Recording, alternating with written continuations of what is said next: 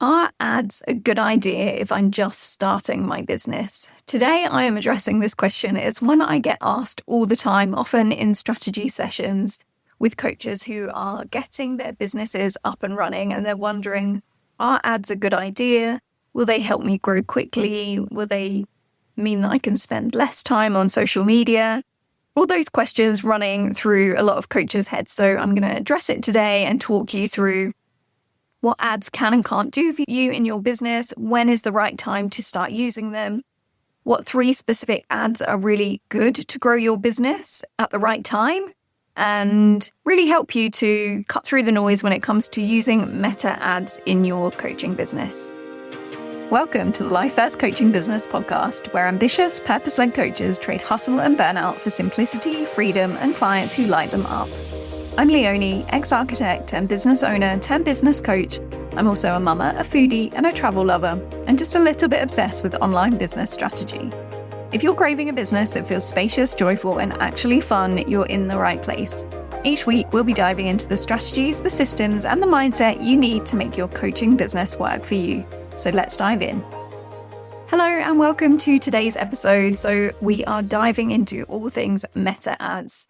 To caveat, I'm not a meta ads expert, but I've used them a lot in my business and I've had varying levels of success with ads. So I'm going to give you some of my experience and some of the things I've learned. Just answer this question because I get asked it a lot in strategy sessions and coaching sessions. So first of all, the truth is ads can absolutely grow your business. I love using ads because you've got a lot more certainty on how they are going to perform than you have with organic content. But that's not to say you've got complete certainty. You can still get thrown a few curveballs. You still have to refine and put a lot of thought and work into testing and all these things. But you actually get so much more data than you do with organic content that you can use to refine. And I love that because I like the certainty of it. I also like the fact that once you have got them working, you can set and almost forget for a little while. You've got to keep checking in on them, but you're not constantly having to create new content. You're reaching new people. So ads are amazing for that. But, and there is a but here, only when you have the right pieces of the puzzle in place first. Because ads will only amplify what's already working or not working. So if things are working in your business, then ads is like pouring fuel on the fire. If things aren't working, it's not a magic fix. It's not a magic silver bullet that's going to fix an offer problem or a messaging problem. Ads won't fix unclear messaging. They won't sell an offer that's not compelling or not converting. They also won't give you confidence if you're not ready to show up and get visible. And as I said, they are good for amplifying what's already happening in your business. So there's a few signs you want to look for before you start running ads. And you also want to take the right strategy with them. So ads are great to speed up the growth of your list or to get new eyeballs on your business and new leads into your business. They're also amazing to help you test messaging faster. You can have a target for, I'm going to put this much money in ads and I want to see this amount come out on the other side. And obviously that's where it makes real business sense. But also there is something to be said for, I'm not really sure if this offer that I'm putting out or this messaging around an offer or a freebie is going to work. And you want to test that really quickly. Then you can put a few different options of things like webinar titles or freebie titles into some ads with a bit of budget behind it. You can really quickly tell what's the one that's showing the most promise, what's the one that's getting the most clicks and attention. So you can quickly answer that question, which sometimes can be the difference between success or failure in quotation marks. And I actually have a story about this myself, where in my first business, I decided I wanted to host an online workshop. This was a workshop I was putting together for hospitality business owners. And I put some ads out there. It just wasn't getting any traction at all. And I just took that as a sign. Nobody wants this. It was a bad idea. And I just abandoned the idea. And then a while afterwards, looking back on it, I realized actually I just had the messaging and the positioning wrong. And probably if I had worked a bit harder to get the messaging and positioning right, or I tested a few different titles and blurbs around the workshop, I would have found something that worked and it would have got much more traction. That's just a lesson for you there, that it's not always that the idea you've had isn't working. It's just because the messaging and the positioning isn't quite right, hasn't quite hit the nail on the head. And you'll learn that so quickly using ads, because you know you can get a lot more eyeballs on it, and you can be fairly certain that Meta is showing it to relevant people. If it's not going anywhere, then it's not necessarily a sign that this thing is a terrible idea. It's just that the messaging around it hasn't cut through, it hasn't hit the nail on the head. It's not speaking directly to the problems, needs, and desires of that ideal client. A bit of a tangent there. But there's those two ways to really use ads. Now, what I do see a lot is people directing people to their Instagram profile. Maybe they've boosted a post, or maybe they've set up what's known as a traffic or an awareness ad, where you're just trying to get people to click over to your Instagram profile and have a look. And I'm imagining that they're doing that with the aim of growing their following. And it's not to say that can't work, but once you've got people over to your profile, you obviously, again, need to have things working off the back of that in order for those ads to have any real difference in your business. So it needs to be super clear as soon as they land on your profile what you're all about, who you're for. And then you also need to be able to nurture those people once they have followed you. And there's a lot of reasons why that can be a bit of a flawed strategy, because even if someone does click through to your profile and then follow you, you're not guaranteed that they're ever going to see your content again, or they're ever going to pay attention to any of your content again. Whereas if you're running ads to grow your list, so you're using ads to get people to download a lead magnet or to sign up for something and share their email address with you, then you know you've got much more chance of reaching them again and staying in contact with them. Emails are going to land in their inbox. And okay, a lot of people maybe won't open the email, but a large percentage will if your emails are good and your subject lines are good. And that is far more reliable than hoping that they're going to see your content again and pay attention and engage enough to make it worthwhile you paying to get them over to your Instagram profile. So it's just something to consider. The 3 ads that can be really powerful for you in your coaching business is having, as I said, an ad to your lead magnet, an ad to some kind of freebie that people will swap their email address to end up on your list so that you can email them again. And also you can provide lots of value in that lead magnet to help warm them up and nurture them to be ready for your main offers. So that's a really powerful ad that you can use in your business. Another ad you can use is to a low ticket offer. So something that's below $100, $50 or less is a great way to test something that people who don't know you would still be willing to pay for. So these low ticket offers that you might have seen, I have one called the Simple Sales Kit. These are great for people who have just discovered you and it's solving a really clear problem for that person. The investment is such that they're willing to take a chance without knowing you. It doesn't feel like a risk. So to a cold audience, that's selling a low ticket offer can be another great one to try. But what you can do is offer that low ticket offer to those people that download the freebie, because then if they're not purchasing the offer, at least you've still captured their email address and you've still got the chance to nurture them, and then maybe they'll be ready to buy from you later.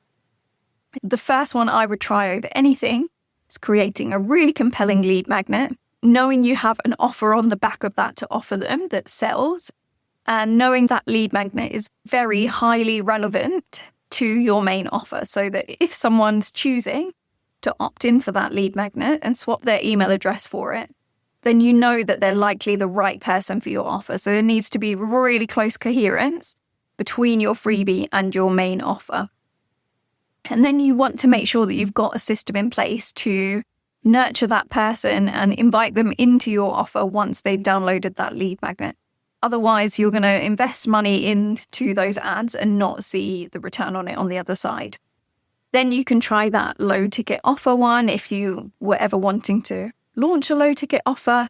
And then another option is to retarget people with your main higher ticket offer. So you are much more likely to get sales from your higher ticket offer from people who already know about you, who have already grown trust with you, have already visited your website, downloaded your lead magnet, been on your list for a while, been a follower of you on social media for a while. So rather than targeting people who have never heard about you with a high ticket coaching offer, you would only really want to send those ads to people that already know about you, because it's highly unlikely that someone that doesn't know you from Adam will jump into a high ticket coaching offer. So those are 3 ads that you can use to grow your business. Once you've got that compelling offer, once you know how to sell it, once you know how to nurture the right people, and once you've got the strategy for that thing you're offering in your ad, whether it's a lead magnet or a low ticket offer, working and dialed in, and you've got the messaging around that thing working.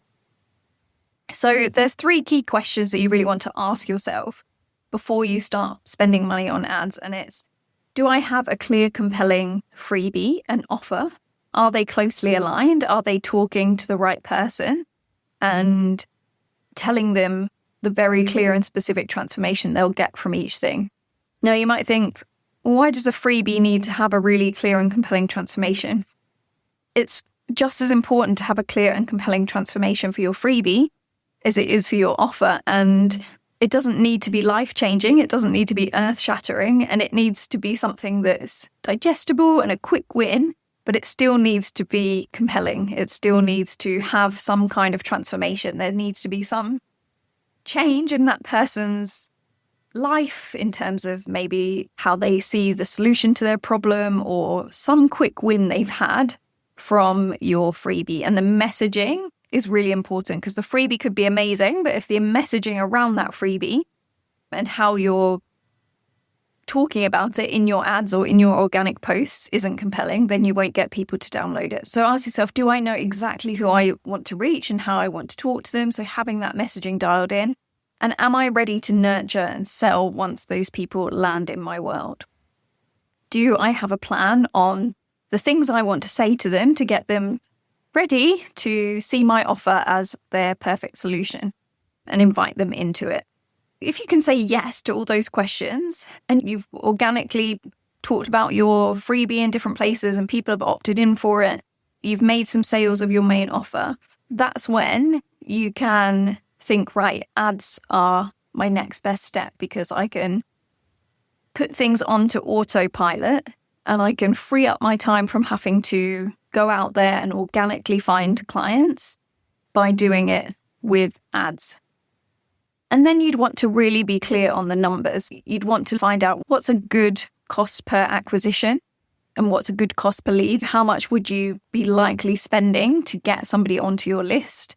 If you're in the health wellness space, you can get really good cost per leads, like $1 or $2 per lead into your business.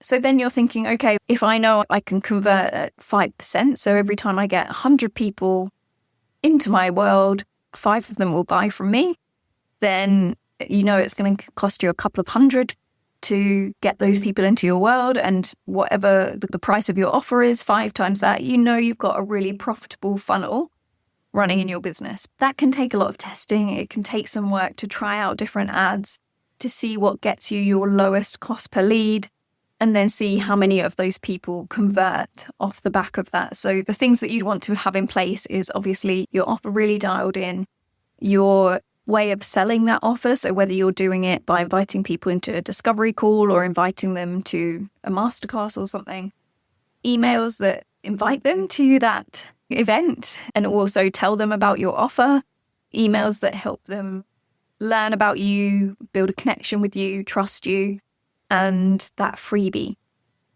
And the messaging around that freebie and the delivery of that freebie. So those are the things that you'd want to have in place.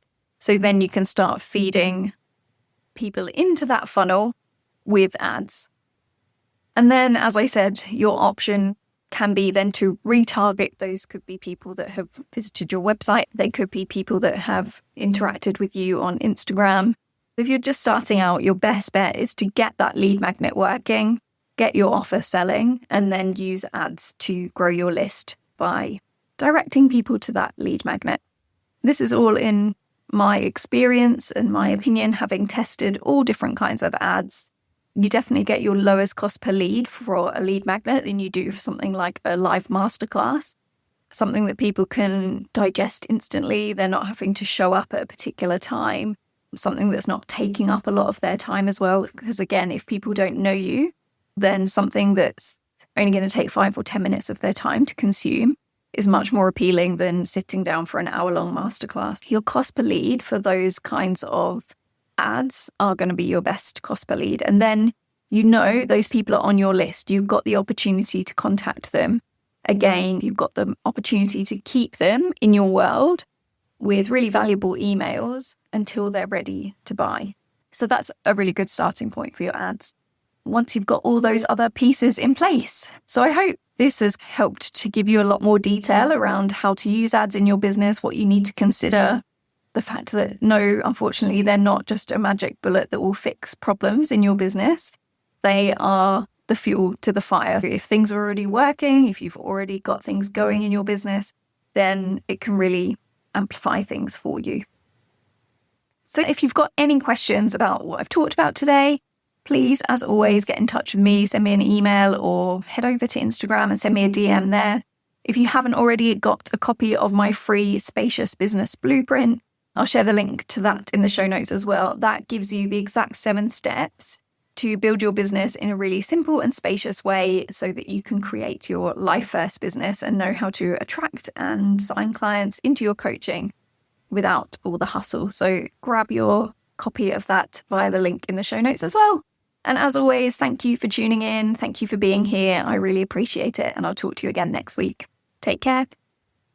Before you go, I want to quickly tell you about something brand new I've just released, especially for purpose-led coaches who are showing up, taking action, but still struggling to make sales.